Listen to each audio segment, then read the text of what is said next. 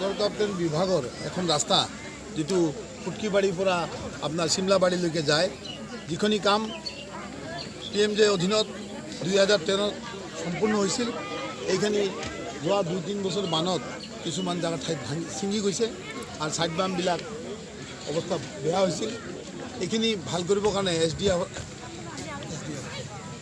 SDRFৰ অধীনত এইবাৰ অসম চৰকাৰে টকা দিছে। এই টকাতে এইখন নিৰ্মাণ কৰা হ'ব আৰু অতি সোনকালে এইখন ভাল ৰাস্তা উপনীত হ'ব।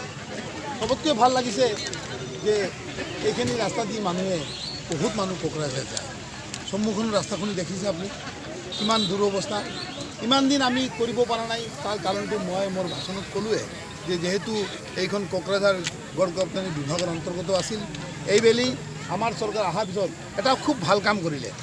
ভাল কাম এনেকুৱা কৰিলে, প্ৰতিজন বিধায়কক এখন সাব ডিভিজন দিলে, যাতে আমি কামবিলাক ভালকৈ কৰিব পাৰোঁ। আৰু আমাৰ বিলাসীপাৰা সৌভাগ্য যে বিলাসীপাৰা আমি এজন ডিভিজন অফিচ পালোঁ। ডিভিজন অফিচ পোৱাৰ কাৰণে আমি ইঞ্জিনিয়াৰ সঘনে পাওঁ। আমি এতিয়া ৰাস্তাবিলাক যিবিলাক ৰাস্তা বাকী আছে আমি নিশ্চয় কৰিম।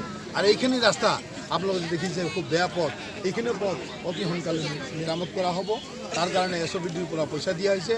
কালি মিটিং আছে গুৱাহাটীত, হয়তো আমি মাৰ্চ মাহৰ ভিতৰত এইখিনি চেংচন পাই যাম আৰু এইখিনি কাম আমি অতি সোনকালে সম্পূৰ্ণ কৰিম।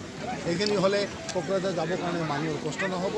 আমি আৰামছে কোকৰাঝাৰ যাব। কোকৰাঝাৰ আমাৰ অঞ্চলৰ মানুহ বহুত যায়। আমাৰ যিবিলাক পৰ অঞ্চলৰ মানুহ শাক চব্জি লৈ যায়, গাখীৰ লৈ যায় আৰু বহুত মানুহে তাত কৰ্ম কৰি নিজৰ জীৱন যাপন কৰি আছে। তেখেতে বহুত কষ্ট পাই আছিল। ইমান দিন আমি কৰিব পৰা নাই, 4 বছৰ গুচি গ'ল। কিন্তু মই আপোনাক কথা দিওঁ, মোৰ বিধায়ক কালৰ ভিতৰত এইখিনি ৰাস্তাও সম্পূৰ্ণ। আজি 28 লাখ